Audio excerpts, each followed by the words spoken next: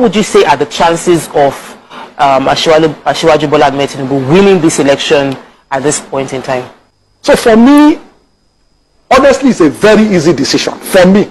And I'm not biased because I will tell you a story. When I joined this cabinet because he headhunted me. I was working with Morgan Stanley and they came over there to do mortgages. I was the only black man in the room. And they said, which Hamzat is yours? What are you doing here? What were you doing here when you were here too?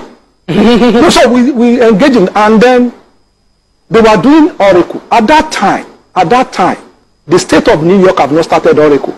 The state of New York started Oracle in 2012. At that time, Nike was doing Oracle. They spent $17 million. With all the Nike, they canceled it. At that time, the success rate of implementing ERP, which Oracle is part of, is 10% globally. Meaning only 10 will start within budget and within time. Lagos State was able to implement it. That's why you don't hear ghost worker. During implementation, we even know of ghost level. Ghost level. That's why we're able to do that. So automating the process of Lagos. So people say the IGR went up. It didn't just go up. It went up because of automation. If we are all friends, we can't do the same thing the same way. But technology allows you to automate your process. It allows you to repeat it. It allows you to predict it. That's what he has done in Lagos. So now today, various states are doing the same thing. They came to Lagos to come and learn. Fine. But so in terms of capability, all of them have been in positions. Abubakar Atiku has been vice president. Mr. Obi has been governor. Ashiwaju has been governor. Kokonso has been governor. Let's look at the records. So we shouldn't be sentimental as a people. If not, we will miss it. And I pray we don't miss it. So the question is, what have you done? The governor of Anambra State today, Mr. Soludo, went to the VP to say 40% of my state is under erosion. We all did geography. Did the erosion start in one day? So which means the people behind did not see the future.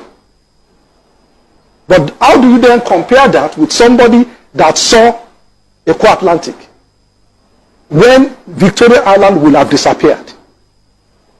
Victoria Island will have disappeared because at the time that they built the Tinkan Island, they used 3 molds.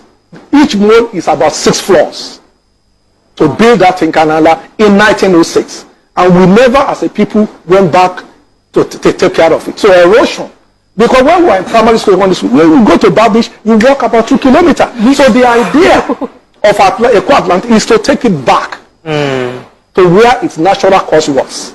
And that was it. Federal government was pumping sand every year and it's rushing away. 1.5 billion. It will just go away because the ocean will take over. Somebody said, no.